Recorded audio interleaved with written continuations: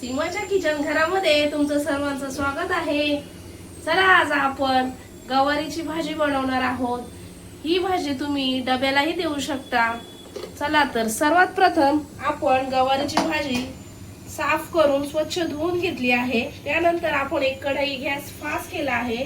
कढई गॅसवर तापायला ठेवली आहे। आपण आता त्याच्यामध्ये थोडंसं नकळत थोडंसं तेल टाकायचं आहे। तेल टाकल्याच्या नंतर आपण जी भाजी धुवून स्वच्छ घेतलेली आहे ती टाकायची आहे। ती टाकल्याच्या नंतर आपण त्याच्यामध्ये लगेच मीठ टाकणार आहोत। चवीनुसार आपण त्याच्यामध्ये मीठ ऍड करणार आहोत। मीठ टाकल्यावर आपण ती थोडीशी तेलामध्ये परतून घ्यायची आहे आणि आपण आता गॅस स्लो करायचा आहे। स्लो केल्यावर त्याच्यावर आपण 5 मिनिटं झाकण ठेवायचे आहे आणि वाफवून घ्यायचे आहेत। अधूनमधून एकदा दोनदा आपण त्या बघायच्या आहेत व्यवस्थित। तोपर्यंत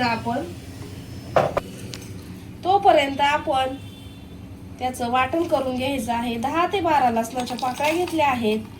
पाहू शकता 6 ते 7 हिरव्या मिरच्या घेतल्या आहेत। त्या आपण जास्त बारीक नाही करायच्या, बिन पाणी न घालता त्या बारीक करून घ्यायचं आहे। अशा प्रकारे मिरचीचं आणि लसणाचं आपण वाटण केलं आहे। आता आपण झाकण काढून पाहूया। आपल्या शेंगा छान अशा वाफळल्या आहेत। वाफळलेल्या शेंगा आपण शिजवून घेतल्या आहेत।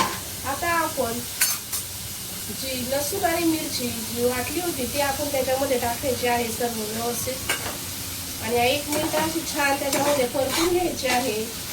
या गवारीच्या शेंगा खूप छान लागतात। गॅस फास्ट करायचा आहे आणि छान अशा मिरचीच्या याच्यामध्ये गवारीच्या शेंगा व्यवस्थित मिक्स करायच्या आहेत।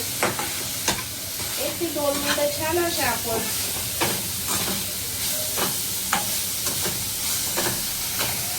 पाहू शकता। गवारीच्या शेंगा आपल्या आता छान मिरचीमध्ये परतल्या आहेत। आता आपण थोडा त्याच्यामध्ये शेंगदाण्याचा कूट आहे तो आपण त्याच्यामध्ये ऍड करणार आहोत आणि व्यवस्थित छान असं खरपूस आपण त्याच्यामध्ये भाजून घ्यायचं आहे अर्धा मिनिट। या गवारीच्या शेंगा खूप छान लागतात खायला। पाणी न घालता या आपण गवारीच्या शेंगा बनवल्या आहेत। टिफिनसाठी खूप छान आहेत आणि खूप सोप्या पद्धतीत कमी वेळेत कमी साहित्यात बनतात। तुम्ही एकदा नक्की ट्राय करून बघा। 1 ते 2 मिनिटं झाले। आपल्या गवारीच्या शेंगा छान अशा तयार झाल्या आहे। आपण आता गॅस बंद करूया आणि शेंगा काढून घेऊया। फोकस झाला। छान अशा आपल्या गवारीच्या शेंगा तयार झाल्या आहे। व्हिडिओ आवडला असेल तर लाईक करा, शेअर करा, सबस्क्राईब केलं नसेल तर चॅनलला सबस्क्राईब करा। धन्यवाद।